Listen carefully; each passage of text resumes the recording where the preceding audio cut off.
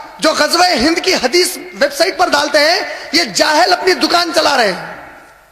غزوہ ہند کے بارے میں جو حدیث ہے وہ سنن نسائی جلد نمبر 4 حدیث نمبر 3177 3177 جس میں نبی صلی اللہ علیہ وسلم نے فرمایا میری امت کے دو جماعت ہیں, دو گروہ ہیں جسے جہنم کی آگ ہرگز نہیں چھوئے گی. ایک وہ جو ہندوستان کا غزوہ میں شامل ہوگا اور دوسرا جو عیسیٰ ابن مریم جب آئیں گے ان کے ساتھ شامل ہو جائیں گے. نبی صلی اللہ علیہ وسلم فرماتے ہیں غزوہ ہند کے بارے میں جو حدیث ہے, ابو ہریرہ رضی اللہ تعالیٰ عنہ فرماتے ہیں یہ حدیث یہ غزوہ مکمل ہو چکا.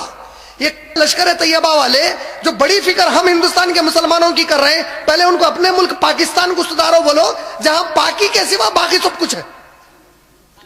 ہماری فکر کرنا چھوڑ دو بولو ان کو. اور جو کشمیر کے بارے میں نعرے لگا رہے ہیں یہ صرف سیاست ہے. کشمیر کے مسلمان ہمارے ہندوستان کو چھوڑ کر جائیں گے تو ان مسلمانوں کا نقصان زیادہ ہے فائدے سے زیادہ. کہاں جائیں گے؟ پاکستان کے پاس. بنا سو ملک آج تک نہیں سنبھال لے. کس کے بنانے پر بنائے؟ ایک ایسا جنا جس کا سنی جماعت سے تعلق نہیں, دین سے تعلق نہیں, اسماعیلی شیعہ کے نام پر بنائے.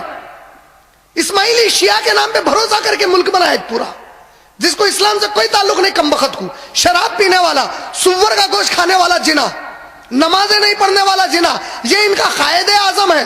ہم ہندوستانی مسلمانوں کا قائد اعظم محمد رسول اللہ صلی اللہ علیہ وسلم. بے شک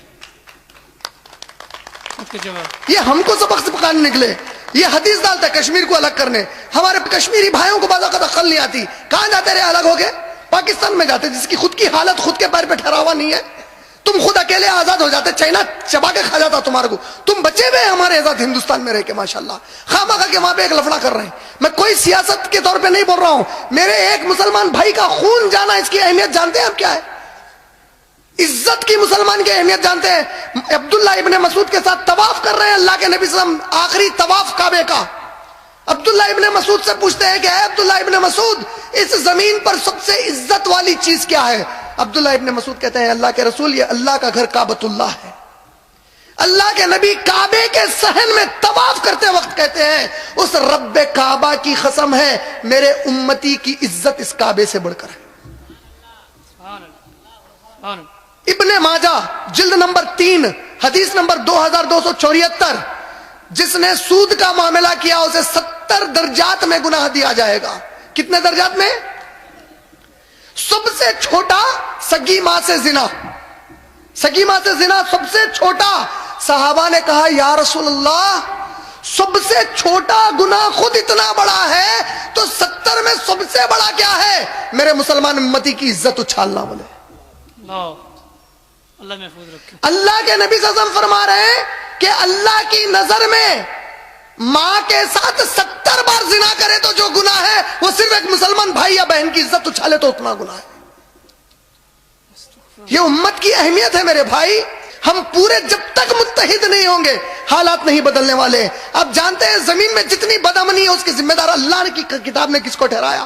سورہ انفال سورہ نمبر 8 کی آیت نمبر 73 میں اللہ کہتے ہیں کہ یہ جو غیر مسلم ہے یہ آپس میں ایک دوسرے کے دوست ہیں. جب تک تم ان کی طرح ایک دوسرے کے دوست نہیں بنتے زمین پر بہت بڑا فتنہ اور فساد ہوگا. بولے ہم ذمہ دار ہیں پوری گڑبڑ کے زمین کے اوپر. تو ان حالات میں اس ایک بات کو بھول جاؤ. رہا اسلام کیسے آیا؟ سب سے پہلے مسلمان جو ہندوستان پر آئے وہ عمر ابن خطاب رضی اللہ تعالیٰ عنہ کی خلافت کے دور میں 637 عیسوی میں بامبے کے تھانے کے علاقے پر آئے. یہ سب سے پہلی تاریخ ہے ہندوستان کی, سب سے پہلی مرتبہ یہاں پر آئے. پھر میں لشکر طیبہ کو بتانا چاہ رہا ہوں غزوہ ہند کی حدیث کشمیر پہ فٹ کر رہے ہیں. اتنی بھی معلومات نہیں ہے کہ اللہ کے نبی صلی اللہ علیہ وسلم جب یہ حدیث بیان کر رہے تھے آدھا افغانستان بھی ہندوستان کا حصہ تھا.